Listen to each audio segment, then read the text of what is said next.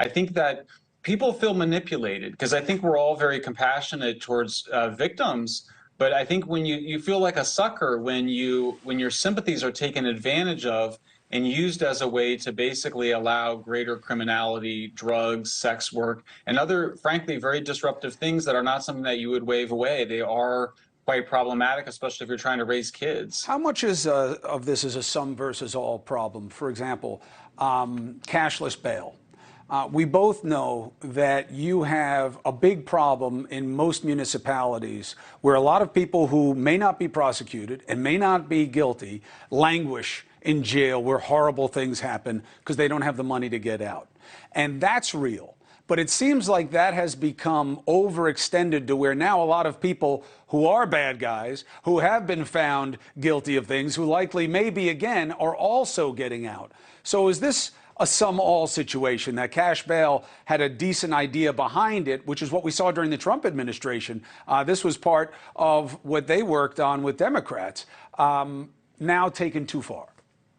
Yeah, I think that's fair to say. It's been taken too far. I also think another way you can think of it is that just so often progressives put the cart before the horse. So we were supposed to create community-based mental health clinics. Instead, we just shut down the psychiatric hospitals before creating the alternative.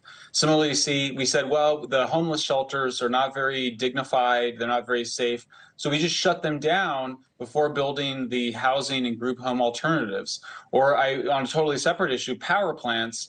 You say, well, we want to move towards renewables or electric cars, but that means that you can't just go banning the thing that we have now. You have to create the alternative first. And so I think that conservatives make the mistake of resisting important and necessary changes, but I think progressives make the mistake of shutting down the good out of some anticipation that the perfect is coming right along. But it takes a long time to create these alternatives. And so if you're going to create an alternative to no cash bail, create the alternative before getting rid of cash bail.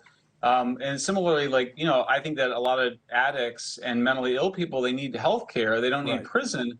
But that means that you have to create a functioning healthcare system or a functioning psychiatric care or drug addiction care system rather than just shutting down or removing a lot of people from jails and prisons.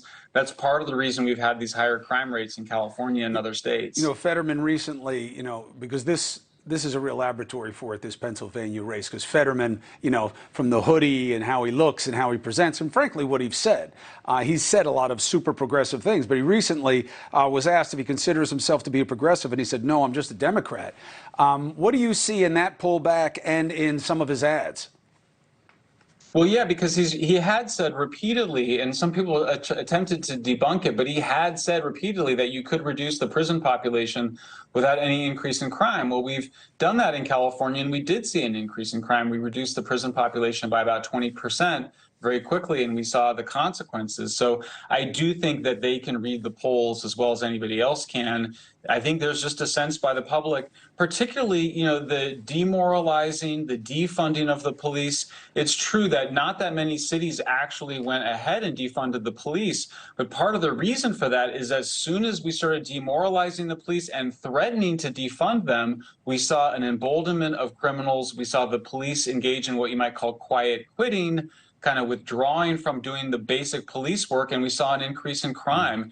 It's like any Hollywood movie. You see the police and the criminals are in a relationship with each other, and if you go and withdraw basic policing from your society, whether on theft or robbery or homicide, you see an increase in crime right away. And I think the voters sense that.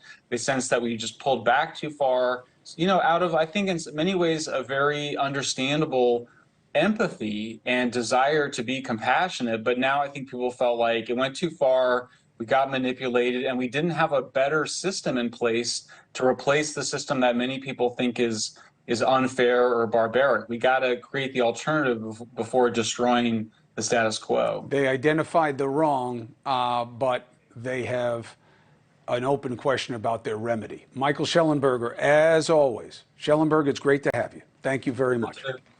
Hey, thank you for watching. Please go to newsnationnow.com, newsnationnow.com, and you can find News Nation on your television provider. And don't forget to click the red subscribe button down below.